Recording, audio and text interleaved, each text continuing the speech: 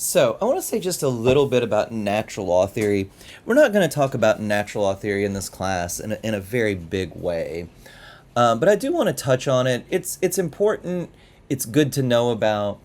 I will talk about when we get to war and just war theory. Um, Natural law theory has been important in the way that we've thought about this in the West, at least. So it's good to know a bit about it. I'll also touch on it just a bit when we get to abortion. But the main reason I want to talk about natural law theory, I think it's good to know a little bit about it, at least know it's out there, is because I think it'll help us understand some of the moves Kant makes. It's another approach to rules-based theories. It's one that's been very popular in certain religious traditions, especially Catholicism, but it's one that is very, very cognizant of the problems with flat-out divine command theory.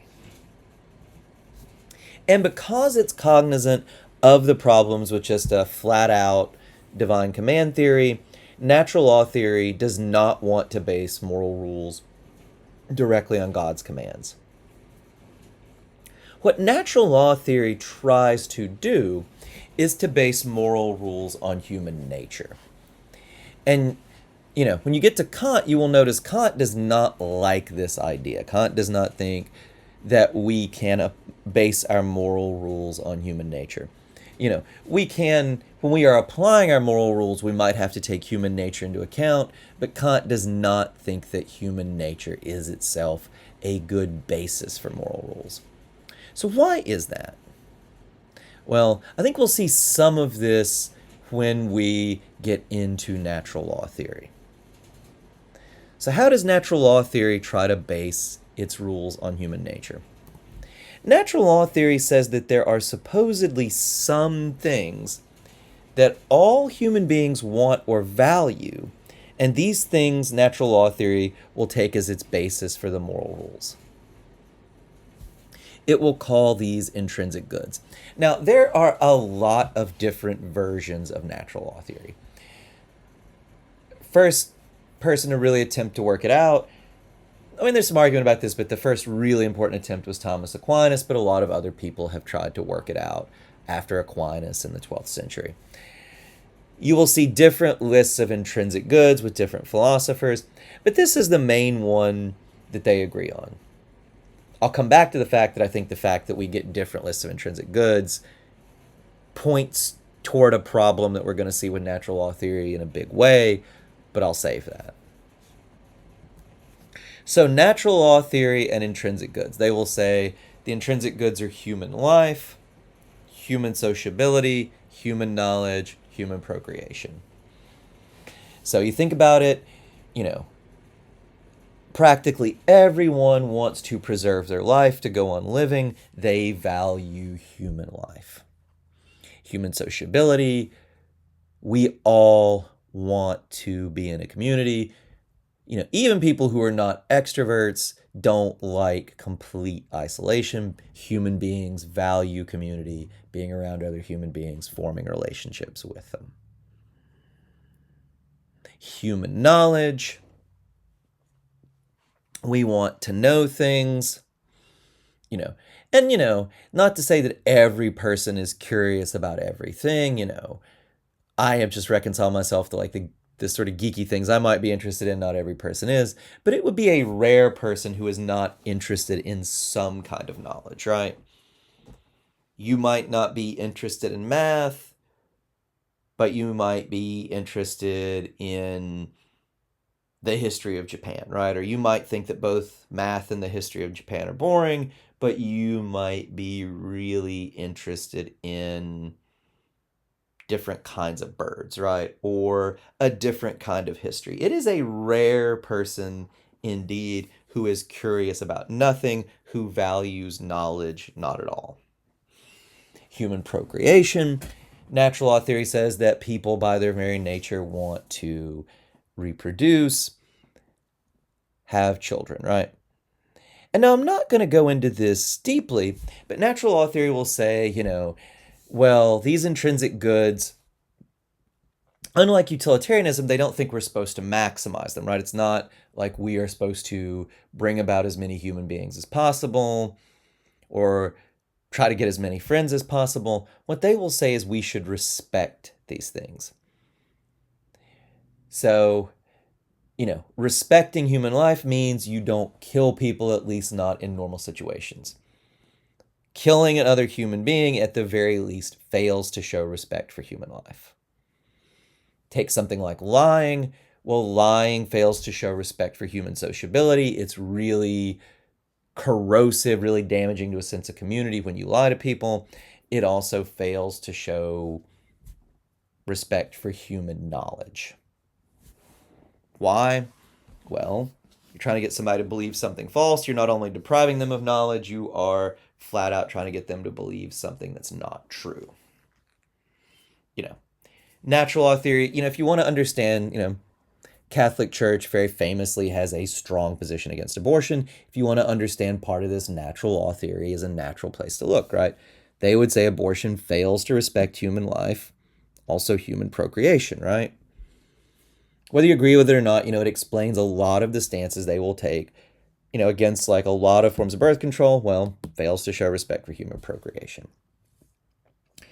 Now, I'm not going to get too deeply into natural law theory because unless you're religious, and religious in a very specific way, natural law theory is not going to have a lot of bite, I don't think. A lot of natural law theorists will say that, well, natural law theory doesn't depend on religion. It just depends on human nature, which everybody should agree with.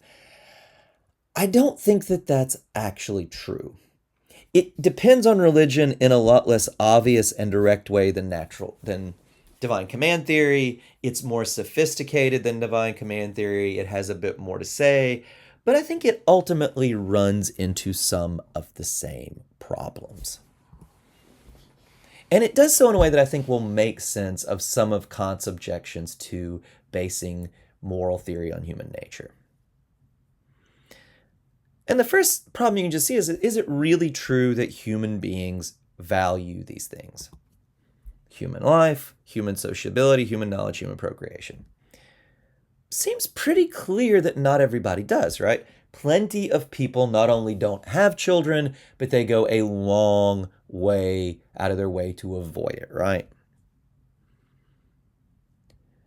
Much rarer, but there are people who become hermits. There are people who move to the middle of nowhere and deliberately try never to interact with another human being if they can help it.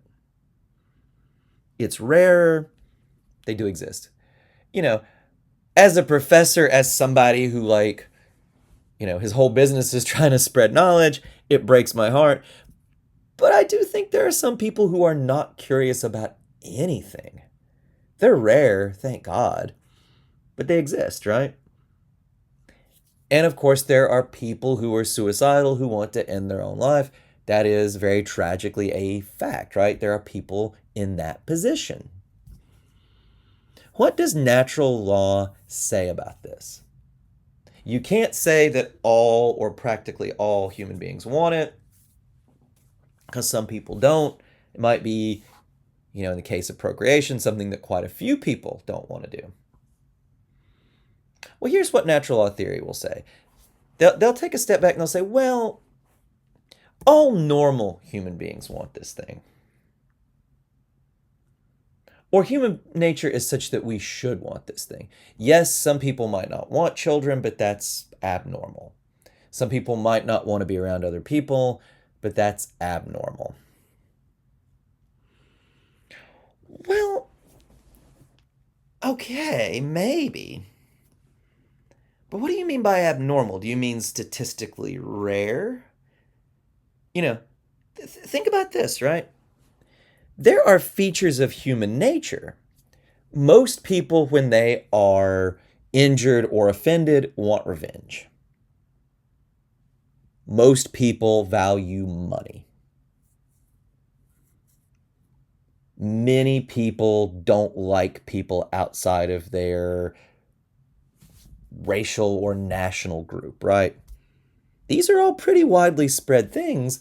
They have a good claim to be part of human nature, But natural law theory does not want to talk about them, right? In fact, they would say, most people value revenge. Well, they shouldn't. Most people a lot of people are greedy. Well, they shouldn't be, right?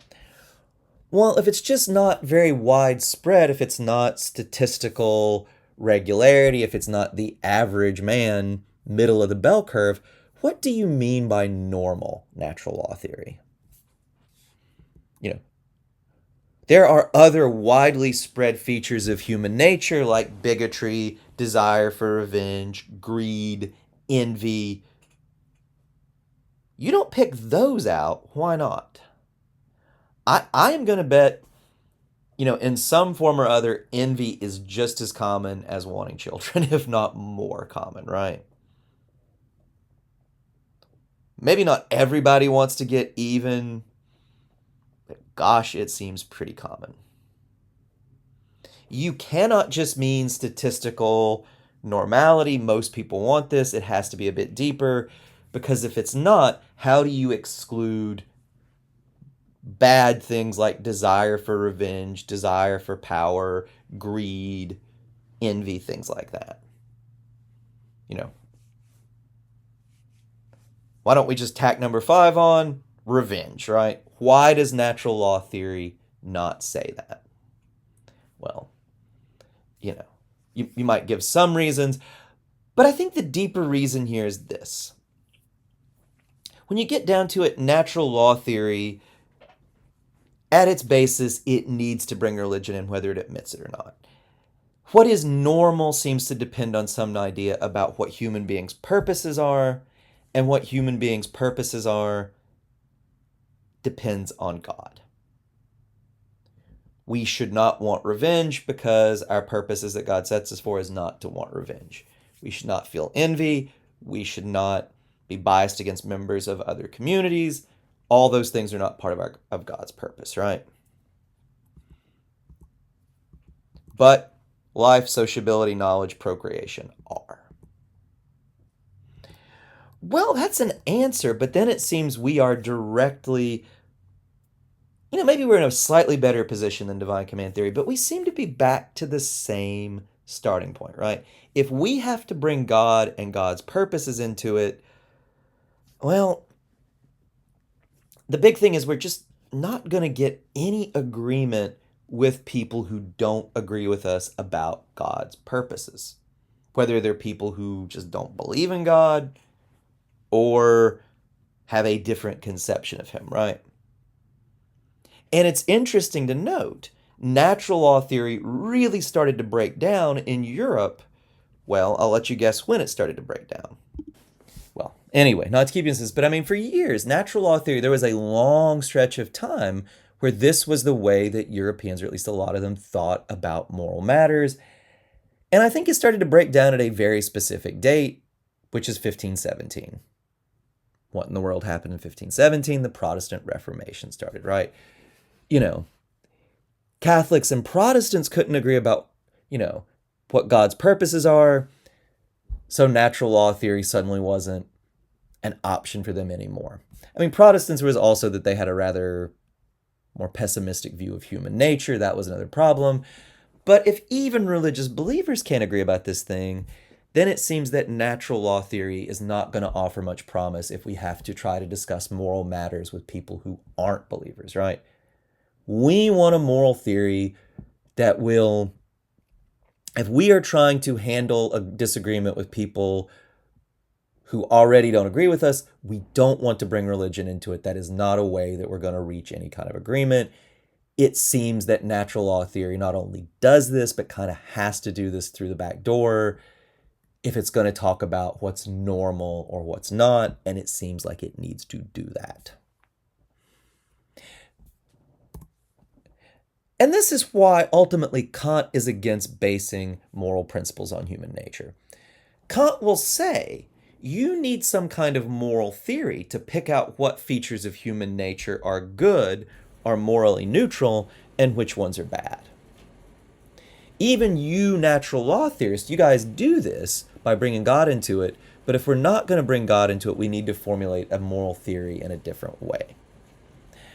Now, Kant himself and Kant's moral theory owes a pretty big debt to natural law theory, but he sees the problems with this kind of approach and does not want to base it on human nature in the same way. He wants to get his moral principle first. How is he going to do that? Well, we will see.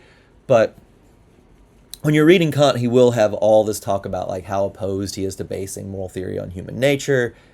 This kind of thing, what we've been seeing with natural law theory, that is, I think, the reason that Kant is very much going to take that perspective.